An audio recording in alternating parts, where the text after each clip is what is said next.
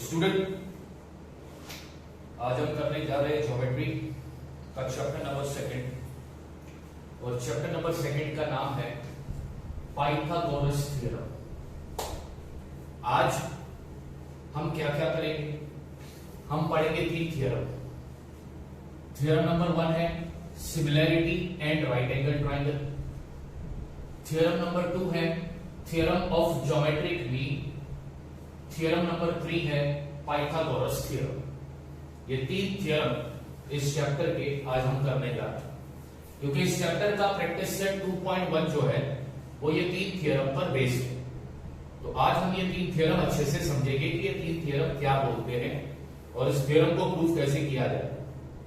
तो पहला theorem, theorem number 1। Theorem number 1 का नाम है similarity and right angle triangle. यानी ये थ्योरम जो है सिमिलैरिटी और राइट एंगल ट्राइंगल पर बेस्ड है। ये थ्योरम सिमिलैरिटी और राइट एंगल ट्राइंगल पर बेस्ड है। सिमिलैरिटी हमने ऑलरेडी पढ़ा है चैप्टर नंबर 1। अब ये थ्योरम का स्टेटमेंट है। थ्योरम का स्टेटमेंट क्या बोलता है? In a right angle triangle, यानी हमारे पास ट्राइंगल होगा right angle triangle, if the altitude का मतलब क्या होता है? अल्टीट्यूड का मतलब होता है परपेंडिकुलर लाइन, या फिर अल्टीट्यूड का दूसरा मतलब भी होता है height. In a right angle triangle, if the altitude is drawn to the hypotenuse, then the two triangles formed are similar to the original triangle and to each other. Right angle triangle में अगर हम altitude बनाते हैं कहां तक? Hypotenuse तक। तो altitude बनाने के बाद क्या होगा? हाइपोटेनियस तक तुमने अल्टीट्यूड बना लिया, उसके बाद क्या होगा? द टू ट्राइंगल फॉर्म्ड, तो तुमको दो नए ट्राइंगल मिलेंगे। वो दो नए triangle are similar to the original triangle. वो दो नए ट्राइंगल ओरिजिनल ट्राइंगल से सिमिलर होंगे एंड टू ईच अदर, और वो आपस में भी सिमिलर होंगे। ये इस थ्योरम के स्टेटमेंट का मतलब है। Similarity in right angle triangle theorem बोलता है कि हमारे पास एक राइट एंगल ट्राइंगल होगा। उस राइट एंगल ट्राइंगल में क्या होगा कि हाइपोटेनियस तक एक अल्टीट्यूड हमने बनाया होगा। अल्टीट्यूड बनाने के बाद हमको दो नए ट्राइंगल मिलेंगे। वो दो नए ट्राइंगल और ओरिजिनल ट्राइंगल तीनों एक दूसरे से सिमिलर होंगे। ये कहता है similarity and right angle triangle theorem. Geometry में हर थ्योरम के स्टेटमेंट के दो पार्ट होते हैं। एक होता है गिवन पार्ट और एक होता है पार्ट टू बी प्रूव्ड। इस थ्योरम के स्टेटमेंट के भी दो पार्ट होंगे, गिवन पार्ट भी होगा और पार्ट टू बी प्रूफ भी होगा। थ्योरम के स्टेटमेंट को प्रूफ करने के लिए क्या करना पड़ता है? थ्योरम के स्टेटमेंट को प्रूफ करने के लिए हमको एक फिगर बनाना पड़ता है। अब यहां पर हम फिगर कौन सा बनाएंगे? Right angle triangle. तो मैंने यहां पर एक राइट एंगल ट्राइंगल बनाया है, ट्राइंगल ABC। इस ट्राइंगल ABC में एंगल B 90 डिग्री का है और एंगल B की अपोजिट साइड हाइपोटेनियस कहलाई जाती है। यानी राइट एंगल की अपोजिट साइड हाइपोटेनियस होती है। तो यहां पर इस ट्राइंगल में हाइपोटेनियस क्या है? AC है। फिर इस स्टेटमेंट में अल्टीट्यूड की भी बात किया था, परपेंडिकुलर लाइन की भी बात किया था। वो परपेंडिकुलर लाइन कहां तक बनानी है? हाइपोटेनियस तक बनानी है। तो मैंने राइट एंगल से लेकर तो हाइपोटेनियस तक एक परपेंडिकुलर लाइन बनाई और इस परपेंडिकुलर का नाम है BD। ये फिगर मैंने बना लिया जो क्वेश्चन में बोला था। थ्योरम के स्टेटमेंट को प्रूव करने के लिए सबसे पहला हमें फिगर बनाना पड़ता है, और फिगर कौन सा बनेगा? वो स्टेटमेंट में ही होता है। तो स्टेटमेंट में फिगर, कौन से फिगर की बात किया था? राइट एंगल ट्राइंगल की, मैंने बना दिया। फिगर में और क्या बात किया था कि हाइपोटेन्यूस तक परपेंडिकुलर लाइन बनानी है, मैंने बना दिया। जैसे कि मैंने बोला कि हर थ्योरम के दो पार्ट होते हैं, गिवन पार्ट और पार्ट टू बी प्रूव्ड, तो वो दोनों पार्ट लिख देंगे। गिवन पार्ट में क्या लिखा है कि ट्राइंगल एबीसी में एंगल एबीसी यानी कि एंगल बी 90 डिग्री का है और सेगमेंट बीडी जो है वो हाइपोटेन्यूस एसी से परपेंडिकुलर है, such that point ADC are collinear point. ये है इस थ्योरम का गिवन पार्ट। अब पार्ट टू बी प्रूफ, क्या प्रूफ करना है कि ये परपेंडिकुलर लाइन अल्टीट्यूड आने के बाद हमको दो नए ट्राइंगल मिले। अब वो दो नए ट्राइंगल कौन से हैं? एक है एडीबी और दूसरा है बीडीसी। ये दो नए ट्राइंगल और ओरिजिनल ट्राइंगल तीनों एक दूसरे से सिमिलर है, ये पार्ट हमको प्रूफ करना है। ये थ्योरम बोलता है। थ्योरम ने तो बोल दिया, स्टेटमेंट में क्लियर बोला कि अल्टीट्यूड बनाने के बाद हमको दो ट्राइंगल मिलेंगे, वो दो ट्राइंगल और ओरिजिनल ट्राइंगल तीनों एक दूसरे से सिमिलर होंगे। यही चीज हमको प्रूफ भी करके बता दी।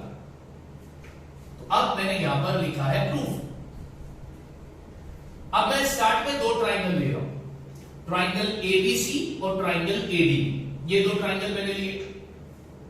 ट्राइंगल एबीसी में एंगल बी 90 डिग्री का है, ट्राइंगल एडीबी में एंगल डी 90 डिग्री का है, यानी एंगल बी और एंगल डी दोनों 90 डिग्री के हैं। तो ये दोनों हो गए कॉन्ग्रुएंट, जो मैंने यहां पे लिखा angle ABC is congruent to angle ADB why each is 90 degree. अब ट्राइंगल एबीसी में पहला एंगल ए है, दूसरा ट्राइंगल एडीबी में भी पहला एंगल ए है, तो एंगल ए और एंगल ए दोनों ट्राइंगल में आ रहे हैं, तो वो हो गए कॉमन एंगल। अब अपने को कितनी जोड़ी एंगल की कॉन्ग्रुएंट मिली? दो जोड़ी एंगल की कॉन्ग्रुएंट मिली। तो इसका मतलब ट्राइंगल एबीसी और ट्राइंगल एडीबी क्या हो गया? सिमिलर हो गया। कौन से टेस्ट के मुताबिक? बाय एंगल टेस्ट के मुताबिक। इसको मैंने दे दिया इक्वेशन नंबर 1। अब पहला मैंने कौन सा ट्राइंगल लिया? एबीसी और एडीबी। अब दूसरे केस में मैं कौन सा ट्राइंगल ले रहा हूं? एबीसी और बीडीसी।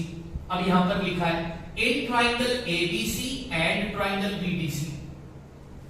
अब ट्राइंगल एबीसी में एंगल बी 90 डिग्री का है, ट्राइंगल बीडीसी में एंगल डी 90 डिग्री का है और दोनों का कॉर्नर भी मैच कर रहा है, तो ये कॉन्ग्रुएंट हो गया।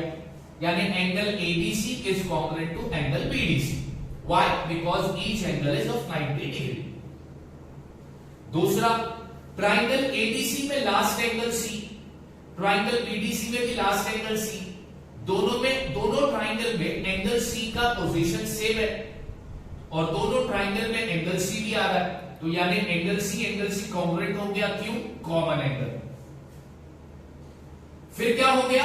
ट्राइंगल एबीसी और ट्राइंगल बीडीसी सिमिलर हो गए। कौन से टेस्ट के मुताबिक? बाय एंगल टेस्ट के मुताबिक। और इसको मैं देता हूं इक्वेशन नंबर 2। अब इक्वेशन नंबर 1 और इक्वेशन नंबर 2 से अपने को क्या मिला वो देखें। इक्वेशन नंबर 1 बोलता है ट्राइंगल एबीसी सिमिलर है ट्राइंगल एडीबी से। इक्वेशन नंबर 2 बोलता है ट्राइंगल एबीसी सिमिलर है ट्राइंगल बीडीसी से। अगर ट्राइंगल एबीसी एडीबी से सिमिलर है, अगर ट्राइंगल एबीसी बीडीसी से सिमिलर है, इसका मतलब एडीबी और बीडीसी भी क्या हो गए? सिमिलर हो गए। तो तीनों ट्राइंगल एक दूसरे से क्या हो गए? सिमिलर हो गए। Therefore triangle ABC is similar to triangle ADB is similar to triangle BDC from equation number 1 and 2। हमने प्रूफ करके बता दिया। यही चीज हमको प्रूफ करना था। थ्योरम का नाम क्या है? Right angle similarity and right angle triangle. ये थ्योरम हम इस्तेमाल कब करेंगे? जब हमारे पास ट्राइंगल होगा, वो भी राइट एंगल ट्राइंगल, पहली शर्त। दूसरा, हाइपोटेन्यूस तक परपेंडिकुलर लाइन होनी चाहिए। तब जाकर ये थ्योरम अपने को काम आएगा। ये थ्योरम इस्तेमाल करने की दो कंडीशन है। कंडीशन नंबर 1, हमारे पास ट्राइंगल होना चाहिए, right angle triangle. Condition number 2, उस राइट एंगल ट्राइंगल में हाइपोटेनियस तक परपेंडिकुलर लाइन होनी चाहिए। अब ये थ्योरम बोलता क्या है कि जब हाइपोटेनियस तक तुमने परपेंडिकुलर लाइन बनाई तो तुमको दो ट्राइंगल मिले नए, वो दो ट्राइंगल और तुम्हारा ओरिजिनल ट्राइंगल, तीनों ट्राइंगल एक दूसरे से सिमिलर होते हैं। ये कौन सा थ्योरम बोलता है? Similarity and right angle triangle. और इस थ्योरम को हमने प्रूव करके भी बता दिया। बात समझ में आ गई? तो पाइथागोरस थ्योरम में हमने सबसे पहला थ्योरम कौन सा पढ़ा? Similarity and right angle triangle. अब पाइथागोरस थ्योरम में हम दूसरा थ्योरम पढ़ने जा रहे हैं, theorem of geometric mean. Geometric mean हमने पिछले साल अलजेब्रा में पढ़ा था, रेशियो एंड प्रोपोर्शन वाले चैप्टर में। ज्योमेट्रिक मीन का फॉर्मूला क्या होता है? ज्योमेट्रिक मीन का फॉर्मूला होता है b² = AC। ये फॉर्मूला है ज्योमेट्रिक मीन का, जो कि हमने पिछले साल स्टैंडर्ड 9th में अलजेब्रा में पढ़ा था, रेशियो एंड प्रोपोर्शन वाले चैप्टर। ये ज्योमेट्रिक मीन का फॉर्मूला है, ठीक है। अब देखते हैं थ्योरम ऑफ ज्योमेट्रिक मीन का स्टेटमेंट क्या होता है। In the right angle triangle, इसका मतलब क्या हुआ कि ये भी थ्योरम कब इस्तेमाल करेंगे? जब हमारे पास ट्राइंगल कौन सा होगा? Right angle triangle. In a right angle triangle, the perpendicular segment to the hypotenuse from the opposite vertex, the perpendicular segment to the hypotenuse from the opposite vertex, ये एक पार्ट होगा। इसका मतलब क्या हुआ कि भाई हाइपोटेनियस से एक परपेंडिकुलर लाइन होगी। दो चीज क्लियर हो गई। ट्राइंगल कौन सा है? राइट एंगल ट्राइंगल है, और राइट एंगल से लेकर तो हाइपोटेनियस तक हमने एक परपेंडिकुलर लाइन बनाई है, ठीक है। तो वो परपेंडिकुलर सेगमेंट क्या होगा? Is the geometric mean. Perpendicular segment क्या होगा? ज्योमेट्रिक मीन होगा। परपेंडिकुलर सेगमेंट क्या होगा? ज्योमेट्रिक मीन होगा। अब वो किसका ज्योमेट्रिक मीन होगा वो समझते हैं। Of the segment into which the hypotenuse is divided, perpendicular segment geometric mean होगा किसका? हाइपोटेनियस के दो पार्ट होंगे, हाइपोटेनियस के दो पार्ट हुए होंगे, उन दो पार्ट का ज्योमेट्रिक मीन क्या होगा? Perpendicular segment. हाइपोटेनियस के दो पार्ट हुए होंगे, उन दो पार्ट का ज्योमेट्रिक मीन क्या होगा? Perpendicular segment. ये कौन बोलता है? Theorem of geometric mean. Theorem of geometric mean तुमको क्या बोलता है कि हमारे पास एक राइट एंगल ट्राइंगल होगा। राइट एंगल ट्राइंगल में राइट एंगल से लेकर तो हाइपोटेनियस तक एक परपेंडिकुलर लाइन होगी। वो परपेंडिकुलर लाइन या वो परपेंडिकुलर सेगमेंट ज्योमेट्रिक मीन है। अब वो किसका ज्योमेट्रिक मीन है? तो हाइपोटेनियस के दो पार्ट हुए हैं, हाइपोटेनियस के दो पार्ट हुए हैं, उसका ज्योमेट्रिक मीन होगा परपेंडिकुलर सेगमेंट। यह है तुम्हारा थ्योरम ऑफ ज्योमेट्रिक मीन। अभी इस थ्योरम को हम, इस स्टेटमेंट को हम प्रूफ करके भी बताएंगे। अभी इस स्टेटमेंट को प्रूफ करके बताने के लिए, कोई भी थ्योरम के स्टेटमेंट को प्रूफ करके बताने के लिए क्या बनाना होगा? फिगर बनाना होगा। तो फिगर क्या बना? फिगर कौन सा बनेगा? राइट एंगल ट्राइंगल बनेगा, जो मैंने बना दिया ABC। और राइट एंगल से लेकर तो हाइपोटेनियस तक परपेंडिकुलर लाइन भी बनेगी, क्योंकि ये भी स्टेटमेंट में बोला, तो हमने फिगर बना दिया। हर थ्योरम के स्टेटमेंट के दो पार्ट होते हैं, एक होता है गिवन पार्ट और एक होता है पार्ट टू बी प्रूव्ड। तो अभी इस थ्योरम के स्टेटमेंट का गिवन पार्ट क्या है? तो इस थ्योरम के स्टेटमेंट का गिवन पार्ट है कि ट्राइंगल ABC में एंगल ABC यानी एंगल भी 90 डिग्री का है, और सेगमेंट BD जो है वो परपेंडिकुलर है हाइपोटेनियस AC से, और पॉइंट ए, डी और सी ये कोलिनियर पॉइंट है। ये इस थ्योरम का गिवन पार्ट है। पार्ट टू बी प्रूव्ड क्या है? पार्ट टू बी प्रूव्ड है कि परपेंडिकुलर सेगमेंट यानी सेगमेंट बीडी क्या होगा? Geometric mean. अब ज्योमेट्रिक मीन को हम कैसा लिखते हैं? ज्योमेट्रिक मीन ये होता है, देखो यहां पर क्या, इसका मतलब क्या हुआ कि बी जो है वो ज्योमेट्रिक मीन है। किसका? एसी का। बी जो है वो ज्योमेट्रिक मीन है। बी के ऊपर स्क्वायर आया है ना, इसका मतलब क्या हुआ कि बी जो है वो ज्योमेट्रिक मीन है। किसका? एसी का। तो यहां पर ज्योमेट्रिक मीन किसको बोला है? परपेंडिकुलर सेगमेंट को, यानी कि BD square perpendicular segment geometric mean है। किसका? हाइपोटेनियस के दो पार्ट का। अब वो हाइपोटेनियस के दो पार्ट कौन से हैं? फिगर देखकर ही तुम बताओ सर। एक एडी है और डीसी है, तो BD square is equal to AD into DC. ये है हमारा part to be proved. A perpendicular segment geometric mean है। किसका? हाइपोटेनियस के दो पार्ट का। ये है पार्ट टू बी प्रूव्ड। अभी इसको प्रूफ करते हैं, ठीक है। अब इस थ्योरम के स्टेटमेंट को प्रूफ करें। कैसा प्रूफ करेंगे? तो क्वेश्चन में जो गिवन दिया है वही चीज हमारे काम की है। स्टेटमेंट में जो गिवन चीज होती है वो सबसे ज्यादा काम की होती है, क्योंकि गिवन इंफॉर्मेशन से ही लिंक बनता जाता है और सम सॉल्व होता है। अब यहां पर मैंने प्रूफ लिख दिया है। क्या बोला है? In triangle ABC angle ABC is equal to 90 degree which is given. Segment BD is perpendicular to hypotenuse AC which is also given. अब इससे क्या पता चला? इससे ये पता चला कि ये परपेंडिकुलर लाइन की वजह से तुम्हें दो नए ट्राइंगल मिले।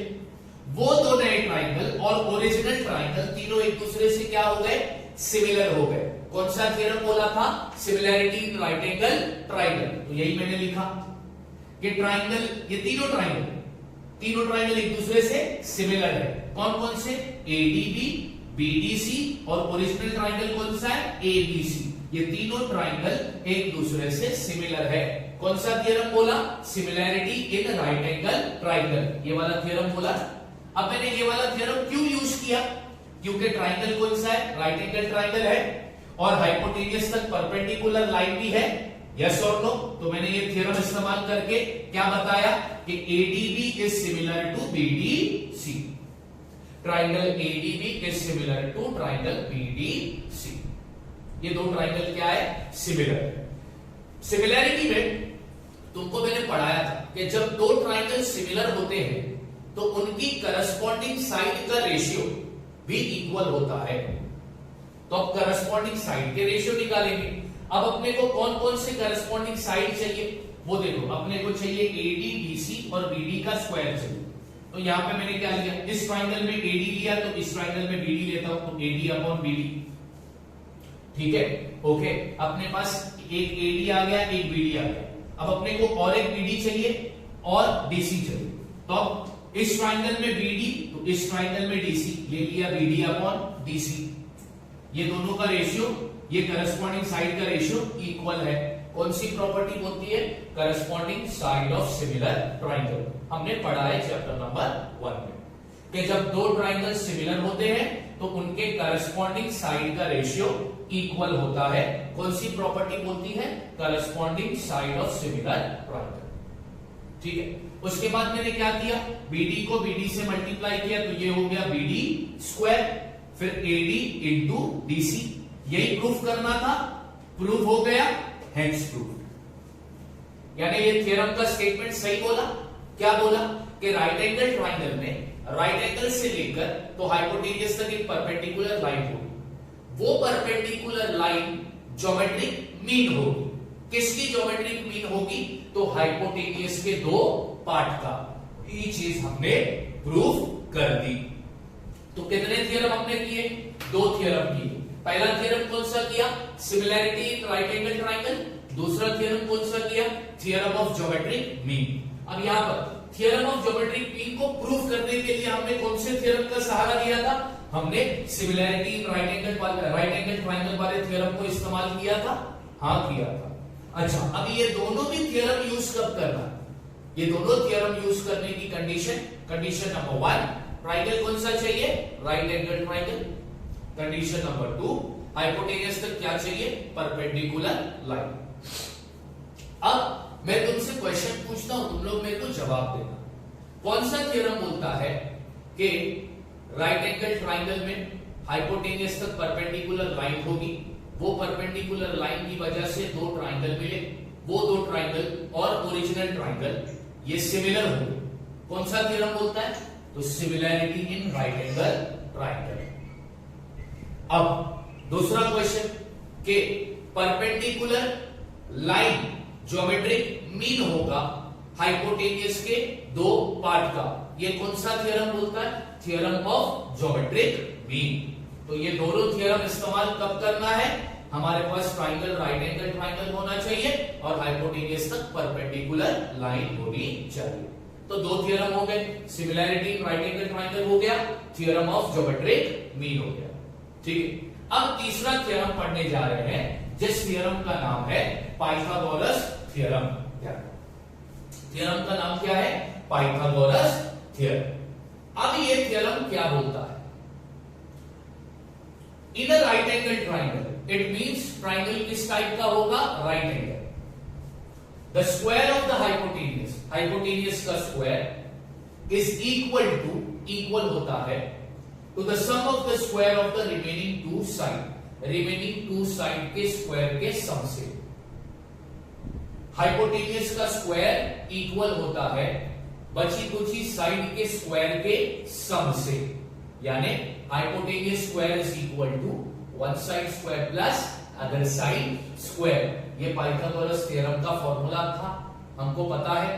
तो पाइथागोरस थ्योरम बोलता है कि हाइपोटेन्यूज का स्क्वायर इक्वल होगा रिमेनिंग साइड के स्क्वायर के सम से, रिमेनिंग साइड के स्क्वायर के सम से। स्टेटमेंट का अगर इस स्टेटमेंट को मैं फॉर्मूले में समझाऊं तो फॉर्मूला क्या बनेगा, hypotenuse square is equal to one side square plus other side square. अब ये थ्योरम है पाइथागोरस थ्योरम। अब इस थ्योरम को प्रूव भी किया जा सकता है। थ्योरम को प्रूव करने के लिए क्या बनाना पड़ेगा, फिगर बनाना पड़ेगा। तो अब इस थ्योरम को प्रूव करने के लिए कौन सा फिगर बनेगा, राइट एंगल ट्राइंगल जो मैंने बनाया, ट्राइंगल एबीसी, जिसमें एंगल बी ले लिया राइट एंगल ट्राइंगल। ओके, अब हर थ्योरम के स्टेटमेंट के दो पार्ट होते हैं, part to be proved and given part. तो सबसे पहला गिवन पार्ट क्या है, तो गिवन पार्ट एक ही है कि ट्राइंगल कौन सा है, राइट एंगल ट्राइंगल। तो यहां पे मैंने लिखा in triangle ABC, angle ABC it means angle B is equal to how much, 90 degree. ये है मेरा गिवन पार्ट। और दूसरा पार्ट टू बी प्रूफ क्या करना है, hypotenuse square is equal to one side square plus other side square, यानी AC square is equal to AB square plus BC square. अब इस ट्राइंगल का हाइपोटेन्यूज क्या है, AC। ये है पार्ट टू बी प्रूव्ड। ठीक, अभी इस थ्योरम में परपेंडिकुलर लाइन का जिक्र स्टेटमेंट में हुआ था क्या, नहीं हुआ। ठीक है, लेकिन अब इस थ्योरम को प्रूव करने के लिए हमें राइट एंगल से लेकर तो हाइपोटेन्यूज तक, राइट एंगल से लेकर तो हाइपोटेन्यूज तक हमको परपेंडिकुलर लाइन बनानी होगी। तो वो आएगा कंस्ट्रक्शन। तो मैंने यहां पर लिखा है construction, draw segment BD perpendicular to hypotenuse AC such that point A, B and C are collinear point. ये मैंने कंस्ट्रक्ट किया, क्यों, इस थ्योरम के स्टेटमेंट को प्रूव करने के लिए। ठीक है, ओके, अब इसको प्रूफ करें। अब ध्यान से देखना, गिवन पार्ट क्या है, in triangle ABC angle B is equal to 90 degree given. ठीक है, कंस्ट्रक्शन से क्या पता चला, segment BD is perpendicular to hypotenuse AC from construction. अभी ये दोनों ट्राइंगल राइट एंगल ट्राइंगल है और राइट एंगल से लेकर तो हाइपोटेन्यूज तक परपेंडिकुलर लाइन की है। कौन सा थ्योरम यूज करोगे, similarity in right angle triangle. क्या बोलता है ये थ्योरम? ये थ्योरम बोलता है कि तुम्हें फिर दो नए ट्राइंगल मिलेंगे, वो दो नए ट्राइंगल और ओरिजिनल ट्राइंगल तीनों एक दूसरे से क्या होंगे? सिमिलर। तो दो नए ट्राइंगल कौन से मिले? एडीबी और बीडीसी। ओरिजिनल ट्राइंगल कौन सा है? एबीसी। तीनों ट्राइंगल एक दूसरे से क्या हुए? सिमिलर। कौन सा थ्योरम बोला? Similarity in right angle triangle. इसको मैंने दे दिया इक्वेशन नंबर 1। तीनों ट्राइंगल एक दूसरे से सिमिलर है। अब हम क्या करेंगे? अब मैंने पहले ये दो ट्राइंगल लिया कि triangle ABC is similar to triangle ADB. कहां से पता चला? From equation number 1। अब दो ट्राइंगल सिमिलर है तो उनके करस्पॉन्डिंग साइड का रेशियो क्या होगा? इक्वल होगा। ठीक है, अब कौन से करस्पॉन्डिंग साइड लेने? यहां पर देखो, अपने को चाहिए एसी, एबी और बीसी। ठीक है ना, अपने को चाहिए एसी, एबी और बीसी। एसी कितने चाहिए? 2।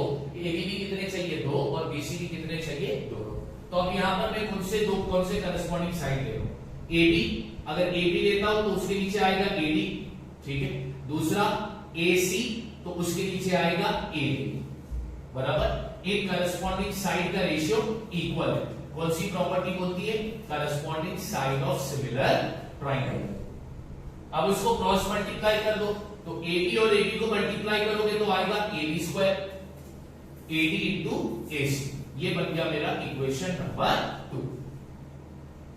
अब दो ट्राइंगल कौन से ले रहे हो तुम? पहला तुमने लिया ये दोनों, अब हम लेंगे ट्राइंगल एबीसी और ट्राइंगल बीडीसी। ये दोनों भी सिमिलर है। कहां से पता चला? इक्वेशन नंबर 1 से। इसका मतलब इनके भी करस्पॉन्डिंग साइड का रेशियो इक्वल होने वाला है। ठीक है, तो एबी स्क्वायर हो गया है। एबी स्क्वायर हमको इक्वेशन नंबर 1 से मिल गया। अब क्या चाहिए मेरे को? बीसी स्क्वायर चाहिए। तो क्या लूंगा? बीसी, तो यहां पर आएगा डीसी, तो बीसी अपॉन डीसी। फिर क्या लूंगा?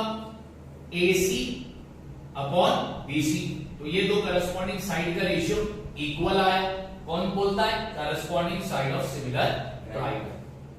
उसके बाद फिर क्रॉस मल्टीप्लाई करो, बीसी को बीसी से मल्टीप्लाई किया तो BC square AC into DC. ये बन गया मेरा इक्वेशन नंबर 3।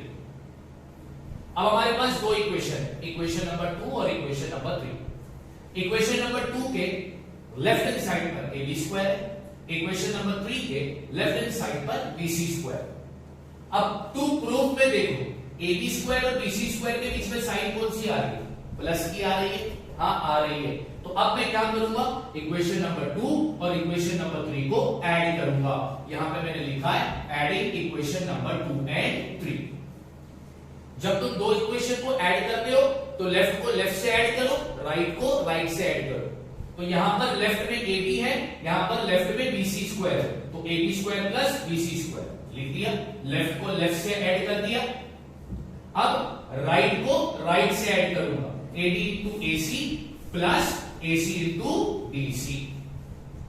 कर दिया ना? ओके, अब क्या करूंगा? मैं लेफ्ट हैंड साइड ऐसे ही रखता हूं, AB square plus BC square equal की साइन। अब जरा ध्यान दे, इधर है AD इंटू AC, इधर है AC इंटू DC। अब दोनों में AC कॉमन आ गया, यस और नो? तो जो कॉमन है उसको बाहर लिख दो, तो कॉमन को तुमने ब्रैकेट बाहर लिख दिया। अब जो अनकॉमन है उसको ब्रैकेट के अंदर लिखो, तो इधर अनकॉमन क्या बचा? AD फिर प्लस DC। ठीक है, आगे AB square plus BC square as it is equal AC as it is. Bracket मतलब कौन सी साइन? मल्टीप्लाई। अब यहां पर क्या था? AD प्लस BC, तो AD को DC से प्लस करोगे तो क्या मिलेगा? AC मिलेगा। लिख दिया। क्यों? क्योंकि पॉइंट A, D और C ये क्या है? कोलिनियर। क्लियर? फिर AB square plus BC square is equal to AC into AC क्या आ गया?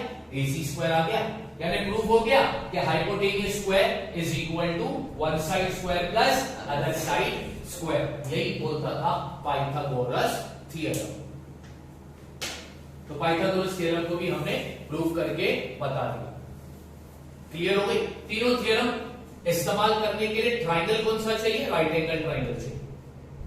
ये दो थ्योरम को इस्तेमाल करने के लिए राइट एंगल से लेकर हाइपोटेन्यूज तक परपेंडिकुलर लाइन चाहिए, लेकिन इस थ्योरम को इस्तेमाल करने के लिए परपेंडिकुलर लाइन नहीं चाहिए। क्वेश्चन पढ़ के हमें समझना है कि कौन सा थ्योरम अप्लाई होगा, उसकी कंडीशंस मैंने तुमको बता दी। अब तुम लोग क्या करो, ये तीनों भी थ्योरम कॉपी कर लो, उसके बाद हम करेंगे आगे का टॉपिक। ठीक, okay.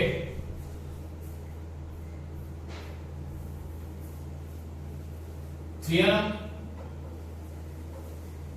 Number 4, 30, 60, 90 degree triangle theorem.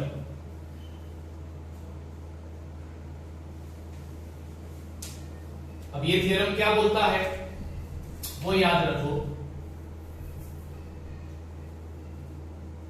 Side opposite to 30 degree is half of hypotenuse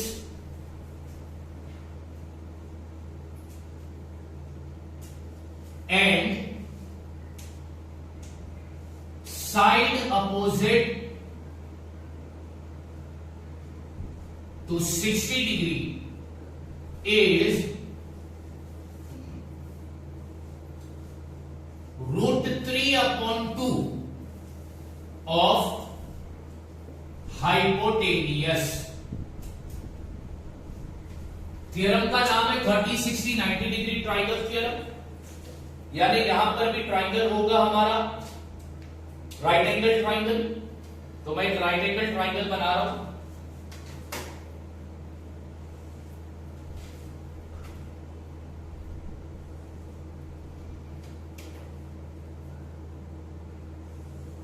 ये बन गया मेरा राइट एंगल ट्राइंगल। अब इस राइट एंगल ट्राइंगल का नाम देता हूं, ये है ए, बी और सी, जिसमें एंगल बी 90 डिग्री का है, एंगल सी 60 डिग्री ले लिया, एंगल ए 30 डिग्री हो गया। ये बन गया मेरा 30, 60, 90 डिग्री ट्राइंगल। ठीक है, अब ये थ्योरम क्या बोलता है,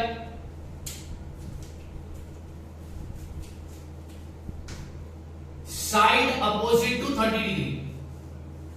30 डिग्री वाला एंगल ये है, इसके अपोजिट साइड क्या है, BC is half of what, hypotenuse. तो यहां पर हाइपोटेनियस क्या है, AC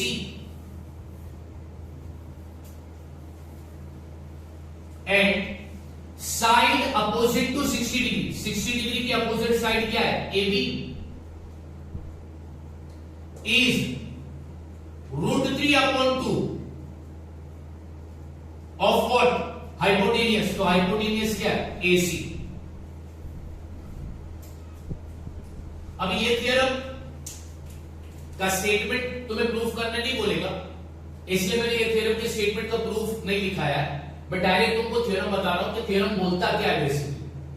ये थ्योरम इस्तेमाल कब करोगे, राइट एंगल ट्राइंगल हो जिसमें एक एंगल 90 डिग्री, एक एंगल 60 डिग्री, एक एंगल 30 डिग्री। थ्योरम क्या बोल रहा है कि 30 डिग्री की अपोजिट साइड हाइपोटेनियस की हाफ, 60 डिग्री की अपोजिट साइड हाइपोटेनियस की √3/2। ये थ्योरम इस्तेमाल कब करोगे, 30, 60, 90 डिग्री ट्राइंगल इस्तेमाल कब करोगे, जब हमारे पास ट्राइंगल हो जिसमें एक एंगल 90 का हो, एक 60 का और एक 30 का हो।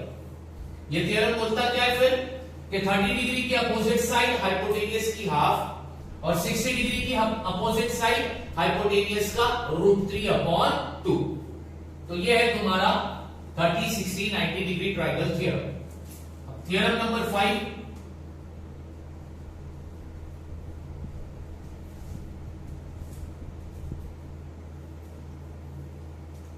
ये है 45, 45, 90 डिग्री ट्राइंगल थ्योरम। यानी ट्राइंगल में एक एंगल 90 डिग्री का होगा और दो एंगल 45, 45 डिग्री के होंगे। अब ये थ्योरम क्या बोलता है,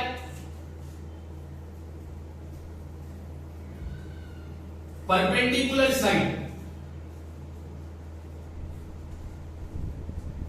perpendicular side is, perpendicular side जो है 1/√2 ऑफ हाइपोटेनियस। परपेंडिकुलर साइड जो है वो हाइपोटेन्यूज की 1/√2 होगी। अब ध्यान देना, इसको भी मैं फिगर बनाकर बता देता हूं ताकि क्लियर हो जाए। तो मैं बनाता हूं एक राइट एंगल ट्राइंगल।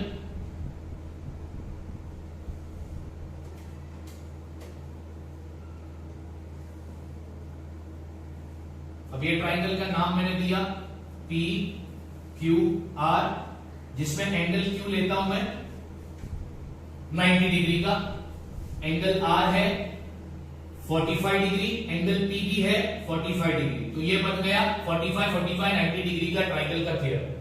अब क्या बोलता है, परपेंडिकुलर साइड। तो यहां पर परपेंडिकुलर साइड कौन सी है, P Q, side P Q is perpendicular to side Q R. ये है मेरी परपेंडिकुलर साइड।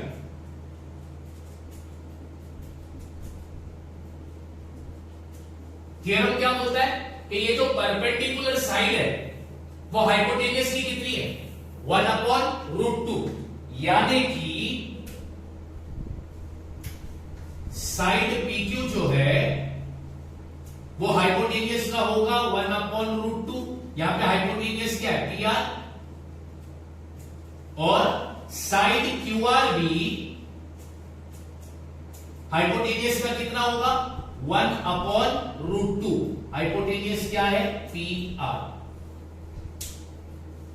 यह है तुम्हारा 45 45 90 डिग्री ट्राइंगल थ्योरम। क्या बोलता है, परपेंडिकुलर साइड हाइपोटेन्यूज की कितनी, 1/√2। ये क्या बोलता है, 30 डिग्री की अपोजिट साइड हाइपोटेन्यूज की कितनी, हाफ। 60 डिग्री की अपोजिट साइड हाइपोटेन्यूज की कितनी, √3/2। ये थ्योरम इस्तेमाल करने के लिए ट्राइंगल कौन सा चाहिए, 30 60 90। ये थ्योरम इस्तेमाल कब करोगे, जब ट्राइंगल कैसा होगा, 45 45 90। क्लियर हो गया। Theorem number 4। थ्योरम नंबर 5 इसका प्रूफ मैं नहीं करा रहा हूं, इंपॉर्टेंट नहीं है, इसलिए डायरेक्ट मैंने तुमको बता दिया कि थ्योरम बोलता क्या है और कब अप्लाई करना है वो भी बता दिया। अब आज का आखिरी topic,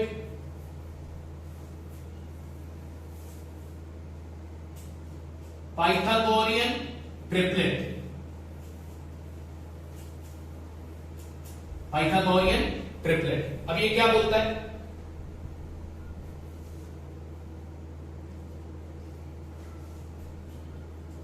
if there are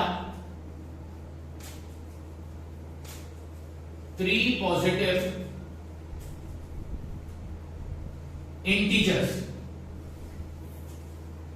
integers यानी नंबर, हमारे पास 3 पॉजिटिव नंबर होंगे। If the square of largest number,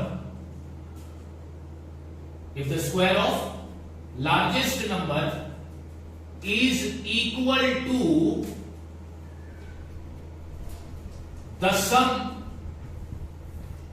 of the square of remaining 2 number, of remaining 2 numbers,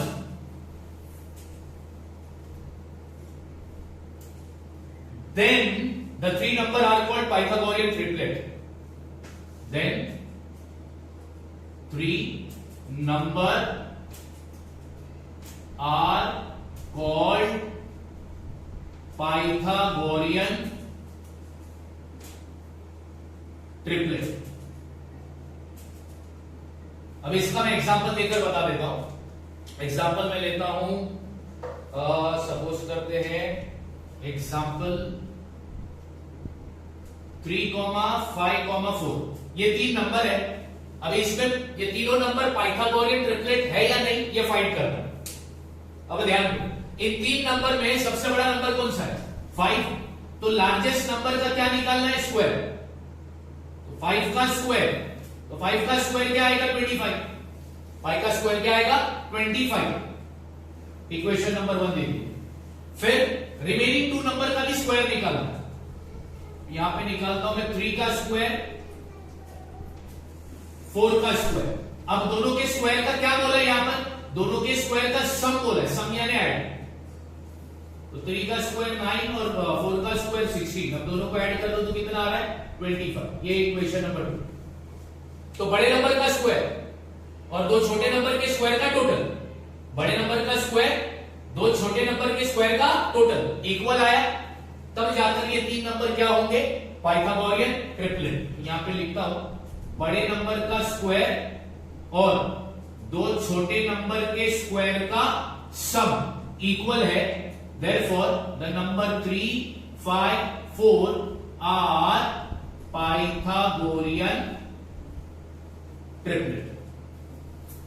ये है तुम्हारा पाइथागोरियन ट्रिपलेट। इस आज के लिए हमारा आखिरी टॉपिक था पाइथागोरियन ट्रिपलेट। तो पाइथागोरियन ट्रिपलेट बहुत इजी है, तुम्हारे पास 3 नंबर होंगे, तुम्हें पूछेगा कि वो 3 नंबर पाइथागोरियन ट्रिपलेट है या नहीं, तो क्या करोगे, बड़े नंबर का स्क्वायर निकालो, फिर दो छोटे नंबर के स्क्वायर का टोटल भी निकालो, देखो दोनों इक्वल आ रहा है क्या। अगर वो दोनों इक्वल आ रहा है तो वो 3 नंबर पाइथागोरियन ट्रिपलेट है, अगर वो इक्वल नहीं है तो फिर वो पाइथागोरियन ट्रिपलेट भी नहीं। तो क्या क्या पढ़ा हमने, 5 थ्योरम पढ़े, similarity triangle triangle, theorem of geometric mean, Pythagoras theorem, theorem of 30 60 90 degree triangle, theorem of 45 45 90 degree triangle, 5 theorem और पढ़ा हमने पाइथागोरियन ट्रिपलेट। अब कल हम सीधा उतरेंगे प्रैक्टिस सेट पर, प्रैक्टिस सेट 2.1। अगर ये 5 थ्योरम तुम्हें याद है, 5 थ्योरम तुम्हें ये समझ में आ जाए कि कब अप्लाई करना है, तो फिर प्रैक्टिस सेट 2.1 सबसे इजी होगा तुम्हारे लिए। चलो अभी फटाफट कॉपी करो।